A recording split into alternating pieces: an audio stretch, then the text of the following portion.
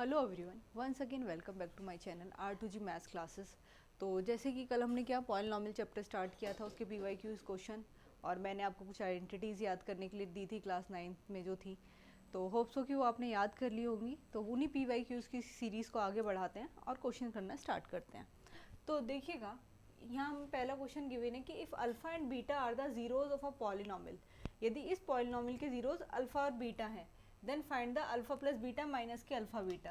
अब जब हमारे पास ये पॉलिनॉमियल गिवन है तो सम ऑफ द रूट्स क्या होता है भाई, अल्फ़ा प्लस बीटा माइनस के बी अपॉन में, मतलब कि कॉफिशेंट ऑफ एक्स अपॉन में कॉफिशेंट ऑफ एक्स स्क्वायर। तो कॉफिशेंट ऑफ एक्स क्या है, माइनस के 4√3 और ए क्या है 1। तो अल्फ़ा प्लस बीटा की वैल्यू हमारे पास क्या आ गई भाई, 4√3 आ गई।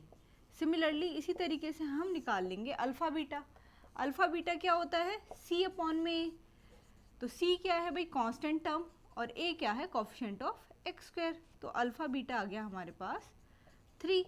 बस सिंपली आपको ये चीज़ें याद रहेंगी तो आप डायरेक्ट अब क्या करोगे, इसमें वैल्यू पुट कर दोगे, 4√3 माइनस के 3 which is the required answer.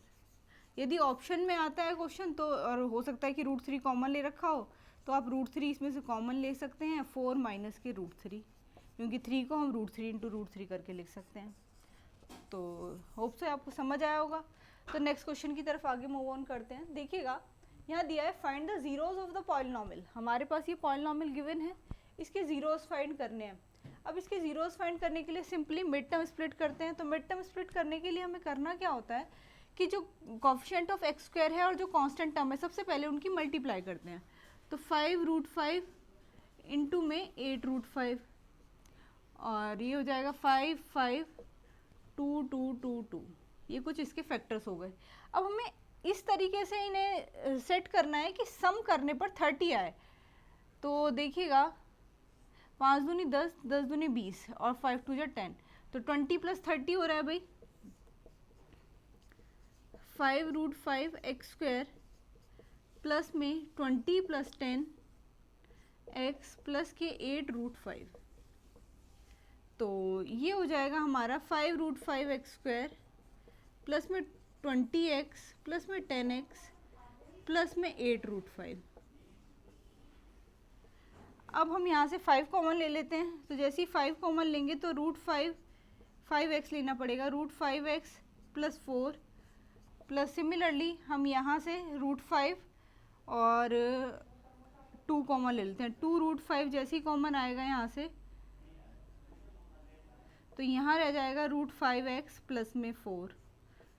तो 5x प्लस के 2√5 और √5x प्लस के 4, तो ये इसके फैक्टर हो जाएंगे। तो जीरोस क्या आएंगे हमारे पास, x इक्वल्स टू माइनस के 2√5 अपॉन में 5 और यहाँ से आ जाएगा x इक्वल्स टू माइनस के 4 अपॉन में √5।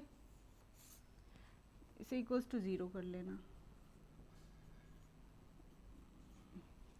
सबसे बड़ी बात है कि जब भी आपके पास रूट वाले क्वेश्चंस आए तो रूट वाले क्वेश्चंस में ध्यान रखें कि फर्स्ट ऑफ ऑल प्रोडक्ट करें और प्रोडक्ट करने के बाद फैक्टर इस तरीके से कर लें कि मिड वाला टर्म आ जाए।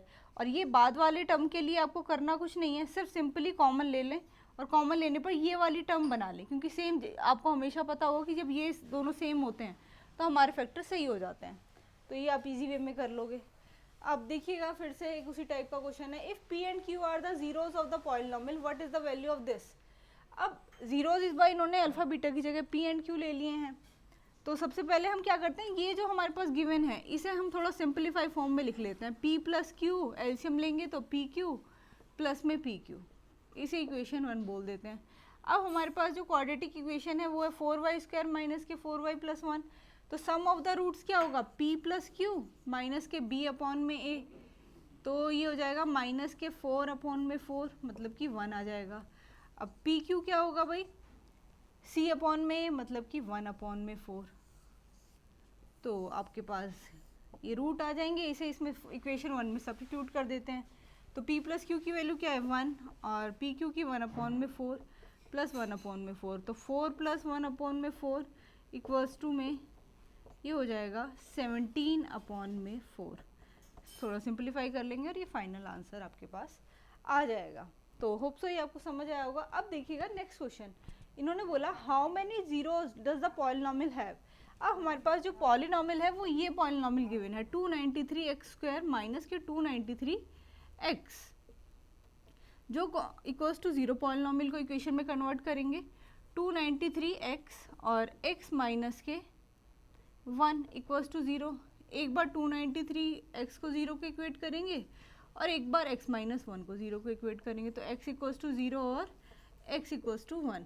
यदि सिंपली आपसे पूछा जाए कि इक्वेशन को देखकर बताओ कि कितने जीरोस होंगे, तो आपको पता ही है कि हाईएस्ट पावर ऑफ वेरिएबल देख लेंगे कि उसमें क्या वेरिएबल की हाईएस्ट पावर आ रही है। जैसे कि इसकी हाईएस्ट पावर कितनी है 2, तो 2 रूट इसके आएंगे ही आएंगे।